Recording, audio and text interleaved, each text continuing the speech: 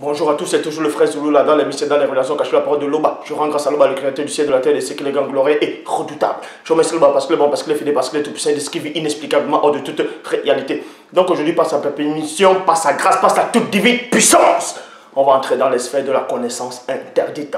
Parce que je dis constamment dans mes vidéos, dans Proverbe 19.2, que le manque de science n'est bon pour personne. Aujourd'hui, nous allons pénétrer un autre domaine, notre haute connaissance cachée. On va parler du mystère du vaudou, c'est-à-dire la dimension interdite et inconnue du vaudou. Et vous voyez le titre Haïti, les tontons macoutes. Beaucoup de gens ne savent pas qui sont les tontons macoutes.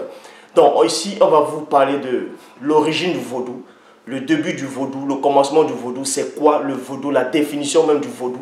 Parce que quand vous tapez sur Wikipédia, Yahoo, d'autres vont dire Yahoo, et Google, tout ça, les moteurs de recherche, vous tapez définition du vaudou, on va vous donner, d'autres vont dire que le vaudou, ça veut dire sorcellerie, ça veut dire magie, ainsi de suite.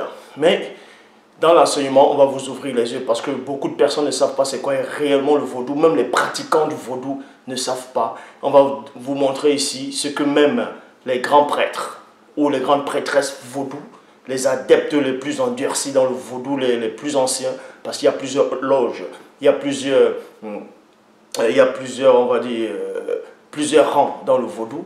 Et on va vous révéler des choses que même les prêtres vaudou, les prêtresses vaudou ne savent pas. La face cachée même du vaudou, l'origine, le commencement même, la base même du vaudou, quelles sont les entités qui sont derrière. Et on verra aussi que la Bible parle aussi de ces entités-là. Et il les nomme aussi. Parce qu'il est dit dans Proverbe, plutôt dans Jean 3.11, nous disons ce que nous savons, l'on rend témoignage de ce qu'on a vu. Donc ici, on va d'abord commencer par les tontons macoutes. Les tontons macoutes, c'est quoi? C'était des paramilitaires, vous voyez.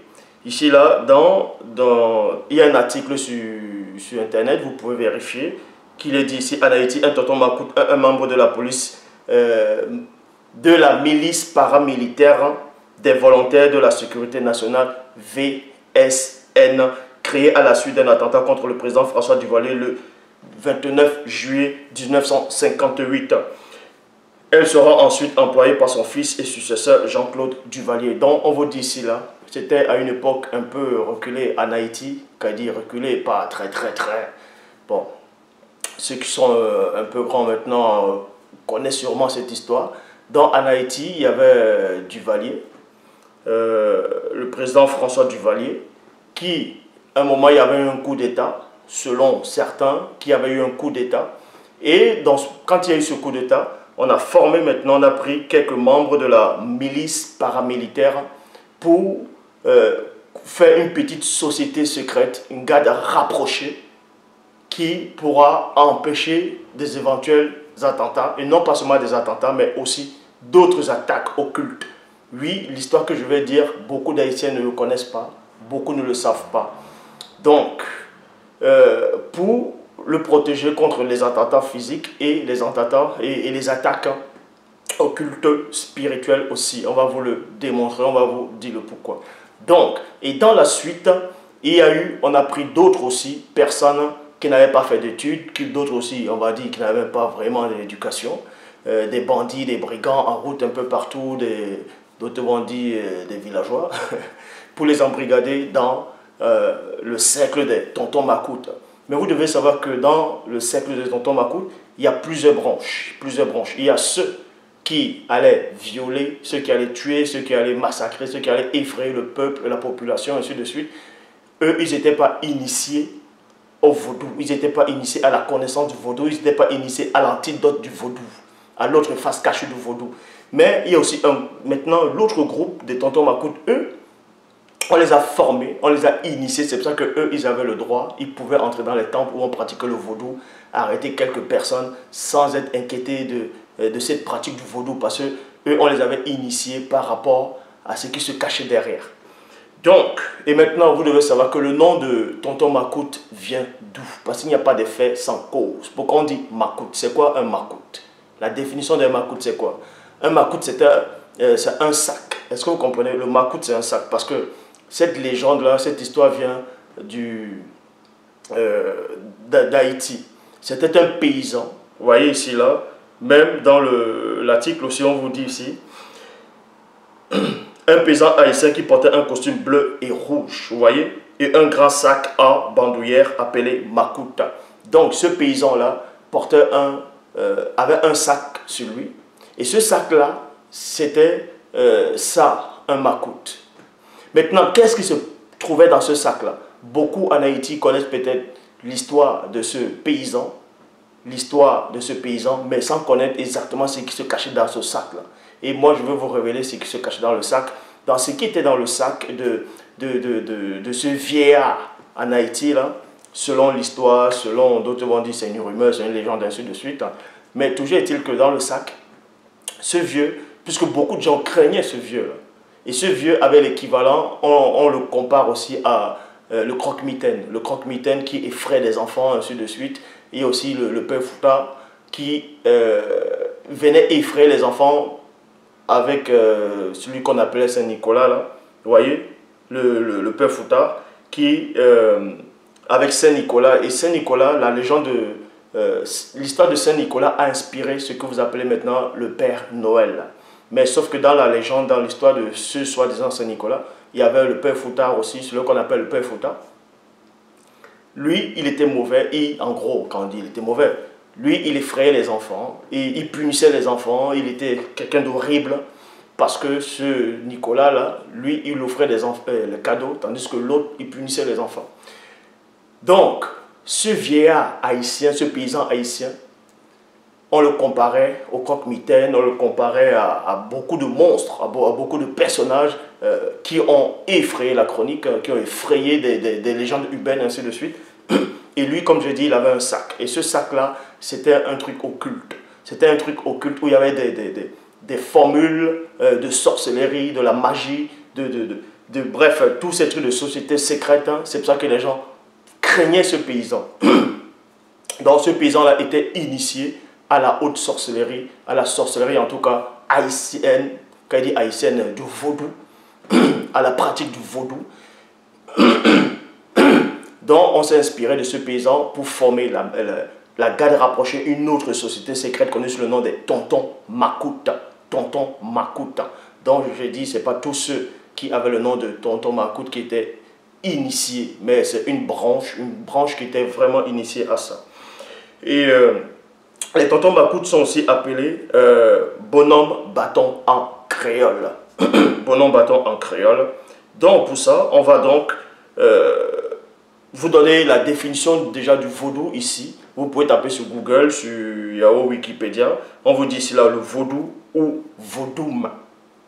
Plus rarement appelé vaudouisme, est une religion, on vous dit ici là, est une religion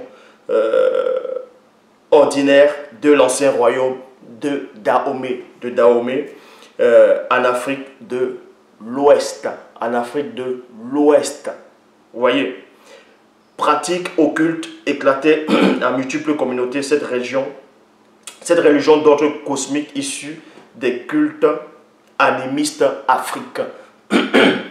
Issue des, on vous dit ici, issue des cultes animistes africains. Maintenant, le mot animiste, c'est quand vous tapez définition animiste, on vous dit du latin animus plutôt, originairement esprit, puis âme. Est la croyance à un esprit, une force vitale animale, les êtres vivants, les objets, mais aussi les éléments naturels comme les pierres ou le vent, ainsi que des génies protecteurs. Maintenant, vous dites là que ces âmes-là, ou ces esprits mystiques, manifestations de défunts ou de divinités animales, virgule, je m'arrête d'abord dans la virgule. Vous devez vous comprendre ici, dans le vaudou, il y a beaucoup de personnes, ceux qui pratiquent le vaudou, les prêtres vaudou, les prêtresses vaudou, les adeptes vraiment ancrés, là, ils croient beaucoup à l'apparition des défunts, des ancêtres, hein, le culte des ancêtres, le culte des morts, ils se jettent sur le feu, tout ça, on va vous expliquer pourquoi ils se jettent sur le feu, qu'est-ce qui se passe en se jetant sur le feu, et d'autres aussi au bord de l'eau, pourquoi. Quels sont ces esprits qu'on invoque? Est-ce que c'était des bons esprits ou c'est des mauvais esprits? Est-ce que selon Wikipédia ou bien selon Google, les moteurs de recherche, quand on vous donne l'origine même du vaudou, est-ce que cette origine, quand il dit l'origine, le début du vaudou, est-ce que c'est réellement ce début-là? vu que c'est eux qui sont venus écrire. Est-ce qu'ils savent réellement ce qu'ils ont écrit? Bon, toujours, vous devez aussi savoir qu'en Inde, vous voyez, en Inde, eux aussi, les animaux qu'on considère comme des divinités. Les animaux comme considérés comme des divinités. Et pas seulement en Inde, il y a en Chine, un peu partout, il y a beaucoup qui considèrent les animaux comme des divinités, aussi répandus dans le culte vaudou.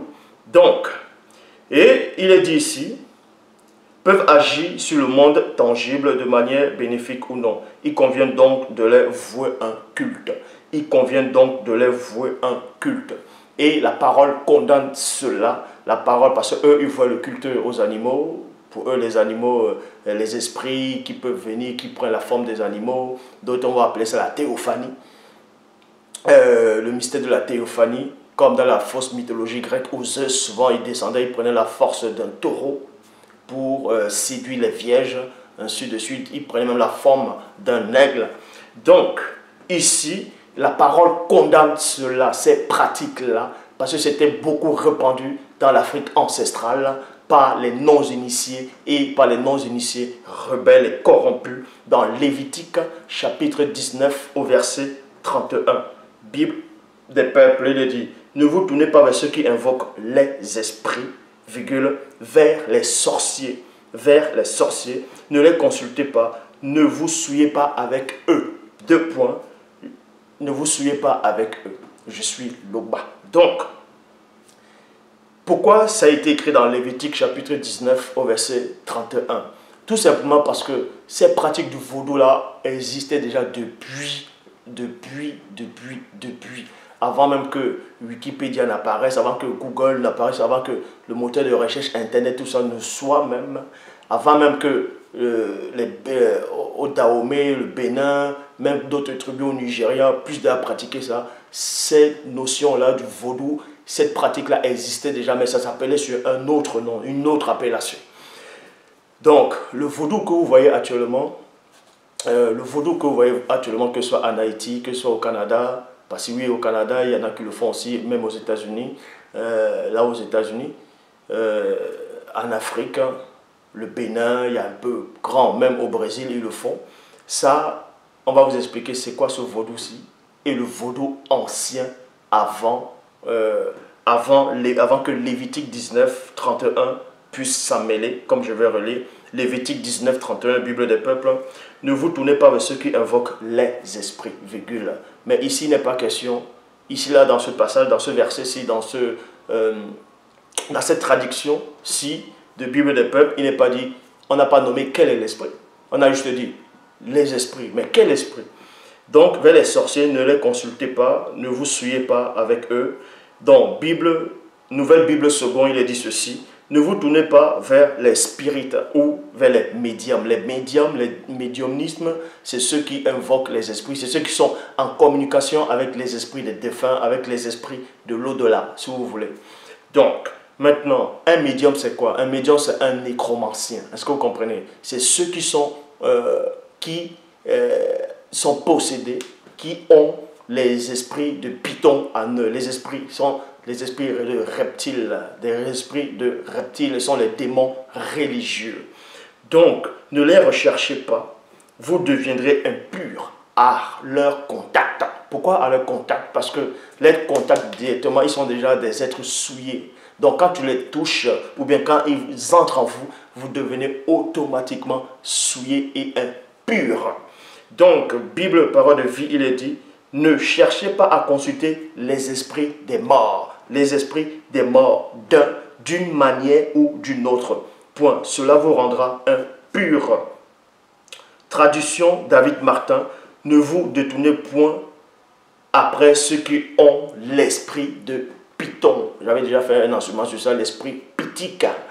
Donc, ici, vous devez comprendre, quand on parle des esprits des morts, les gens qui vont invoquer les morts, le médiunisme, les nécromanciens, tout ça là, d'autres vont dire les diseurs de bonne aventure, qui vont dire, d'autres vont même jouer la Ouija. Vous voyez la Ouija, cette planche là, ils vont faire esprit et tu là, tout ça, et vous, ça va commencer à écrire.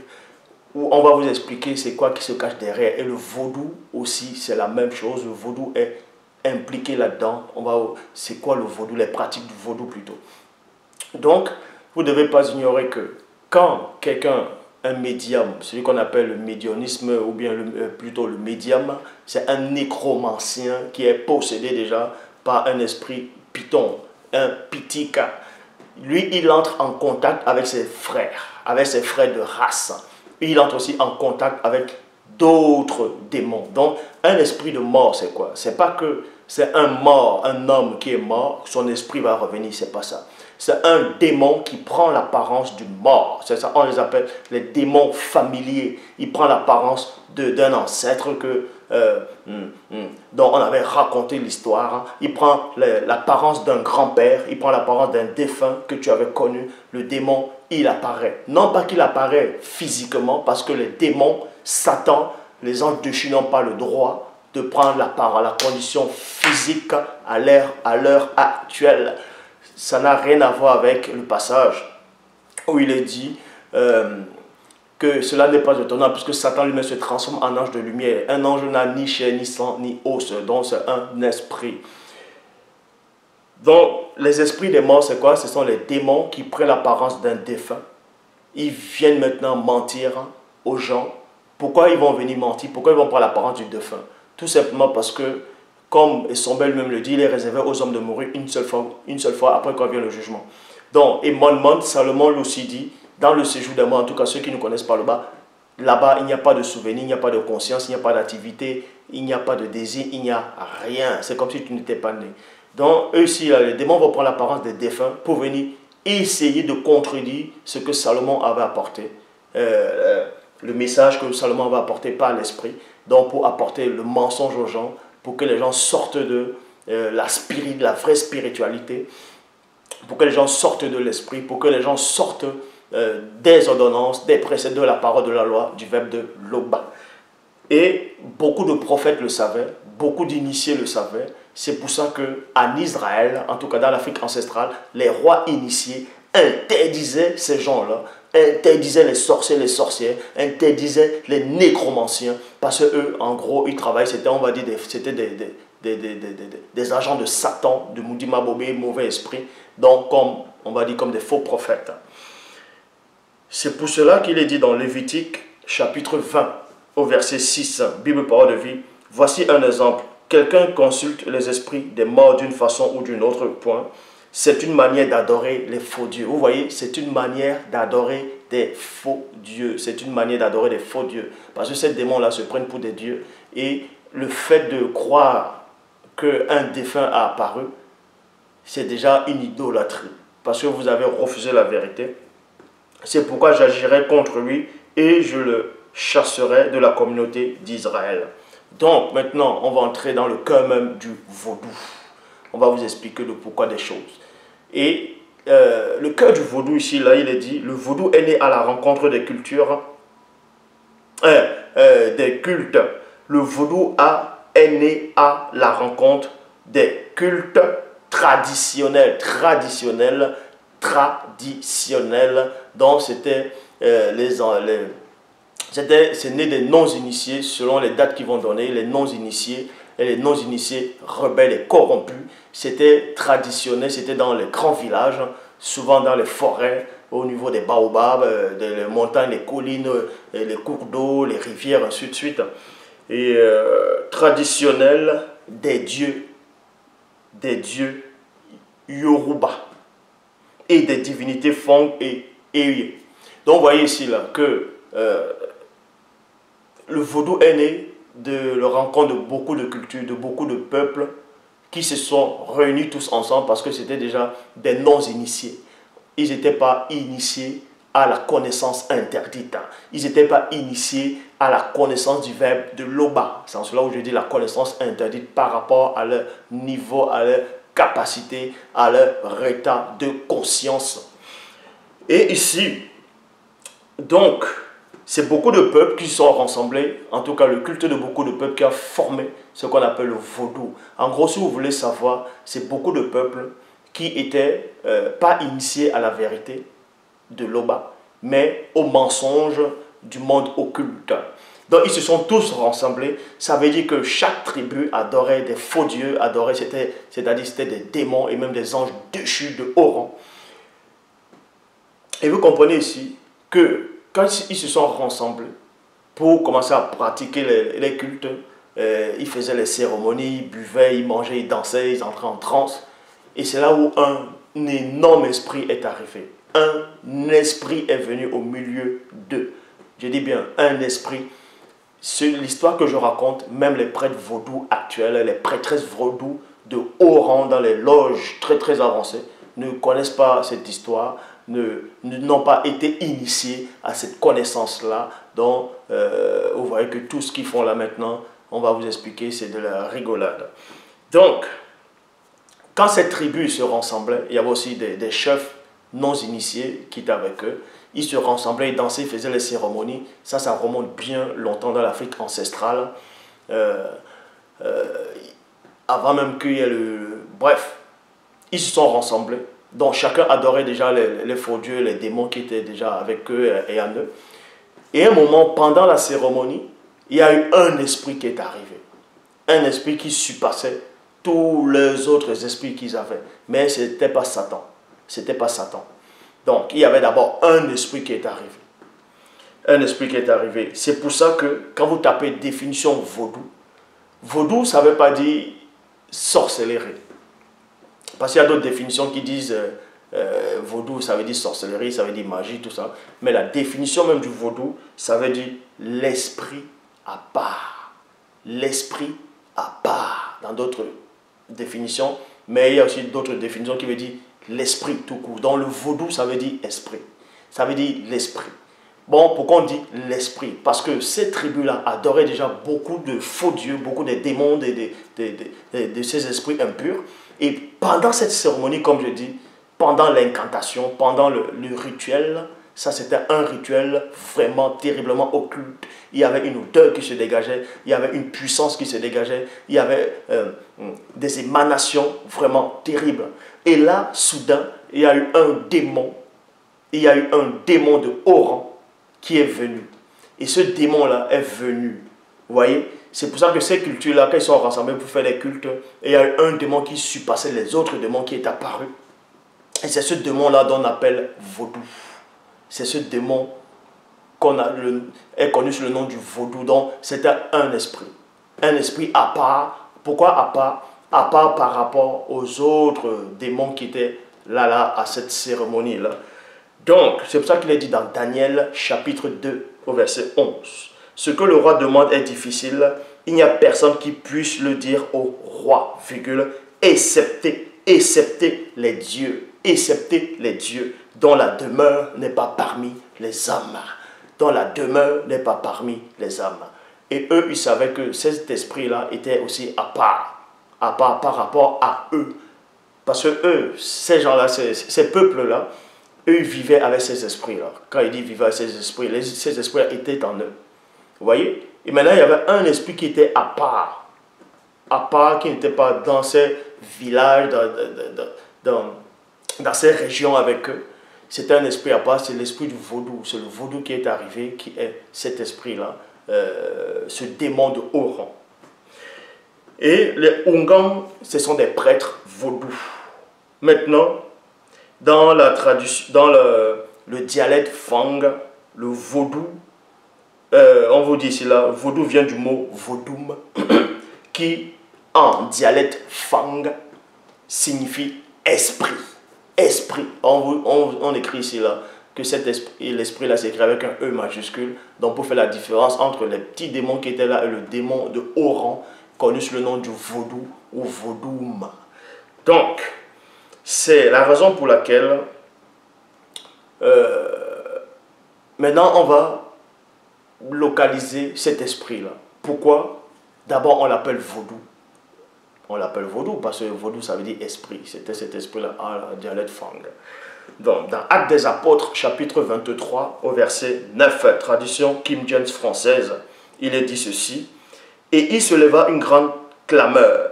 Et les scribes qui étaient du parti des pharisiens se levèrent et contestaient, disant deux points. Nous ne trouvons aucun mal en cet homme, en parlant de son maître, c'est-à-dire Paul de Tarse. Mais si un esprit ou un esprit ou un ange lui a parlé, ne nous battons pas contre le bas. Donc déjà tu ne peux pas lutter contre le bas. Bon, ça n'a rien à voir avec l'histoire de Tindy Jacob, où on dit qu'il a lutté avec Dieu, ça c'est du n'importe quoi. Hein, c'est un ange. En fait, c'est même pas réellement lutter, même si c'est écrit, c'était pas ça.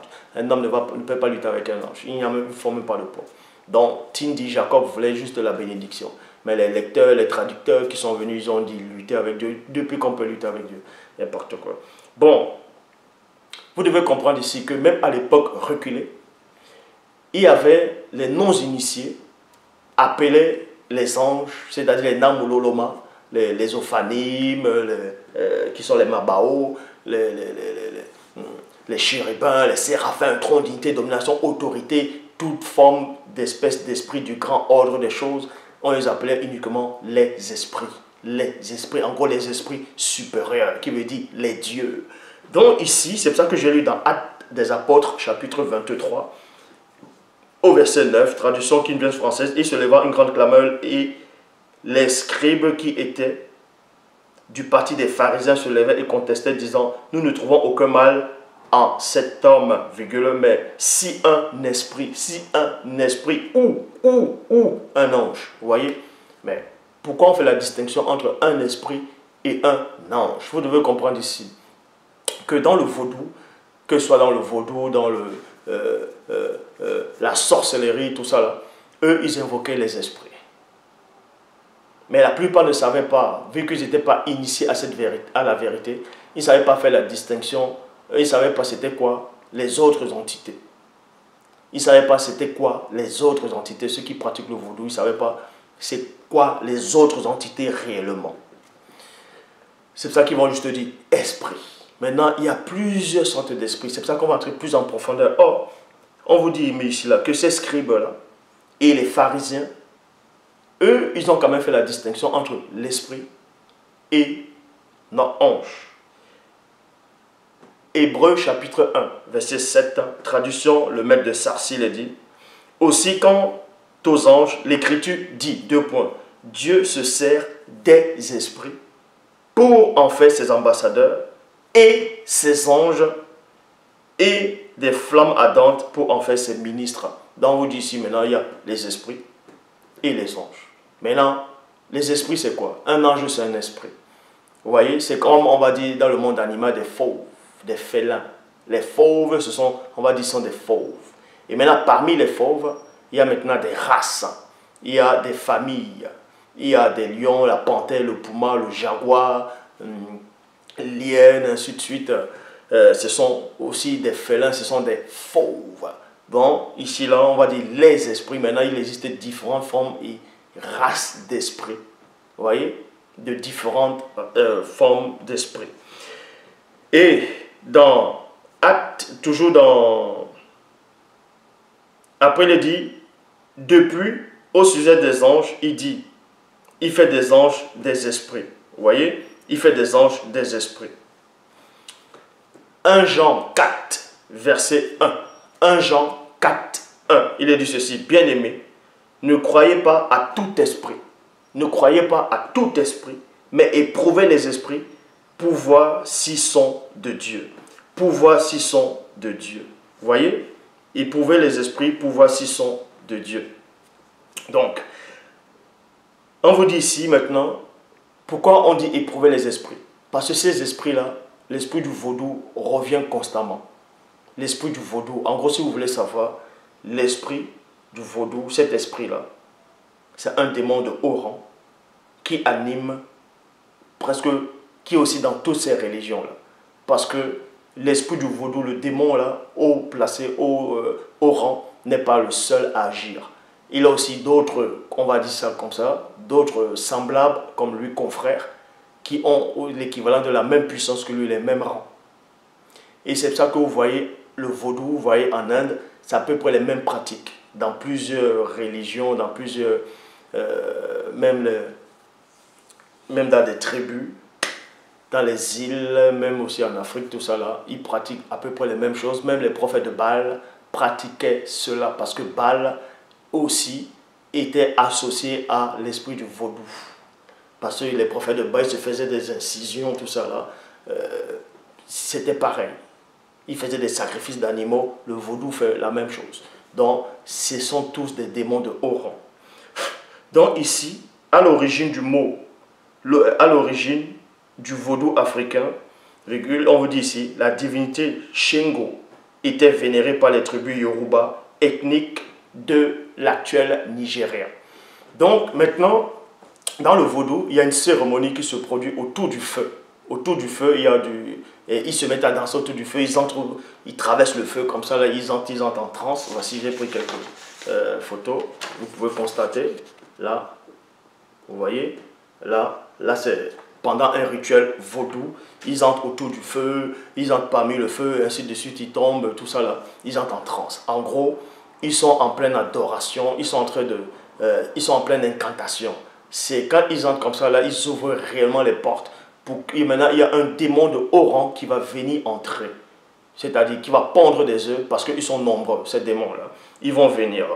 Et ce démon-là, selon, c'est une divinité au Nigeria actuel, l'ethnique actuelle du Nigeria, les Yoruba plutôt, l'ethnique du Nigeria actuel, on l'appelle Shango plutôt. Et Shango maintenant a son équivalent dans la mythologie nordiste. Vous voyez, la mythologie nordiste, c'est où on parle de Odin, Loki, Thor. Et Shango là plutôt, c'est son nom aussi est connu sous le nom de Thor dans les faux dieux vikings. Donc, dans la mythologie nordiste, c'est Thor. Et dans la Bible actuelle, il a un autre nom, on l'appelle Moloch. Moloch. Donc, le vaudou actuel, ils entrent en contact avec Moloch, ils adorent Moloch, le gros démon, le grand démon Moloch. C'est pour ça qu'il est dit dans Deutéronome chapitre 18 au verset 10. Deutéronome 18, 10. Qu'on ne trouve chez toi personne qui fasse passer son fils ou sa fille par le feu. Vous voyez, par le feu. Ici, là, par le feu. Et Lévitique chapitre 18 au verset 21, il est dit, tu ne livreras aucun de tes descendants pour faire passer par le feu à l'honneur de Moloch. Et tu ne profaneras point le nom de Loba. Quoique tu ne peux pas profaner le nom de Loba. Et toujours maintenant, dans cette messe noire-là, quand il dit messe noire, dans ce rituel-là occulte, ils font maintenant des sacrifices d'animaux. Ils tuent les animaux, ils égorgent les animaux, ils boivent le sang, comme ça là. Ils mangent même la chair. Et même d'autres disent qu'au Bénin, ils déterrent les cadavres de leurs ennemis et ils mangent ça pour leur donner encore plus de puissance spirituelle. Bon, je dis bien selon ce que d'autres disent. Bon. Et ici, vous voyez maintenant un autre, pendant le rituel vaudou, ça c'est la tête d'une chèvre, il coupe la tête de la chèvre et direct, il met dans la bouche. Il met le cou dans la bouche et il met à boire du sang. Vous voyez? C'est pour ça qu'il est dit dans Deutéronome, chapitre 12, au verset 23, Bible en français courant, toutefois, évitez rigoureusement de consommer le sang de l'animal. Vous voyez? Ça, ce sont des pratiques du vaudou. Donc, ce que vous ne savez pas, il y avait deux sortes de vaudou, quand il dit deux sortes de vaudou, de rituels.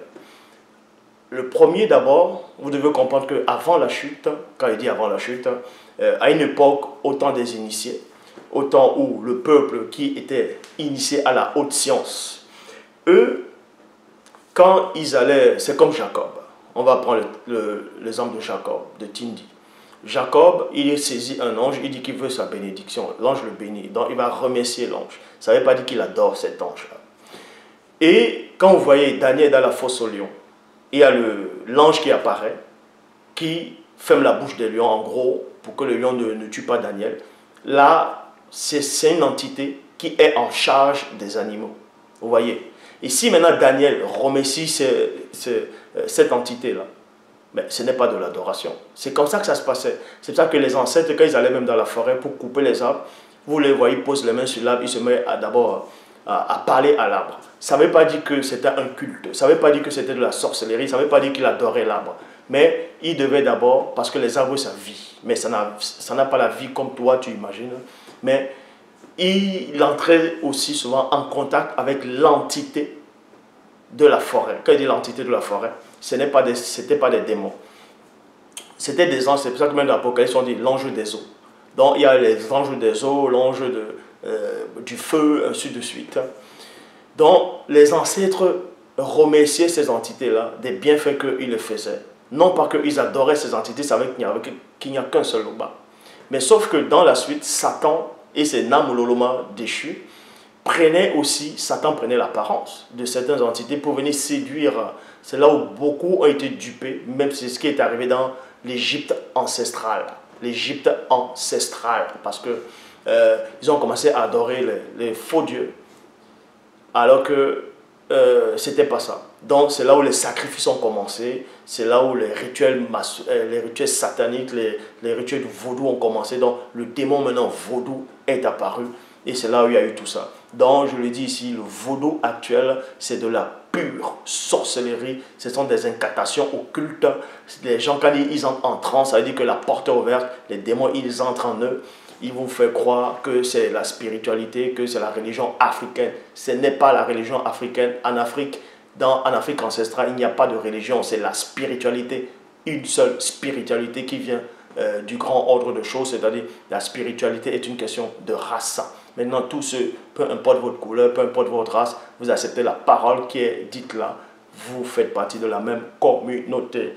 Donc, le vaudou, je dis encore, actuel, toutes les religions sont sous le démon du vaudou, c'est-à-dire ils ont le vaudou, ils font le vaudou.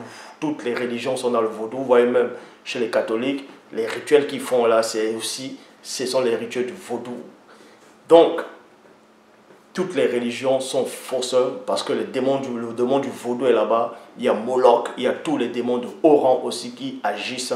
Et les démons religieux sont les démons pithiques, les esprits pithiques. Sont beaucoup qui agissent. Donc,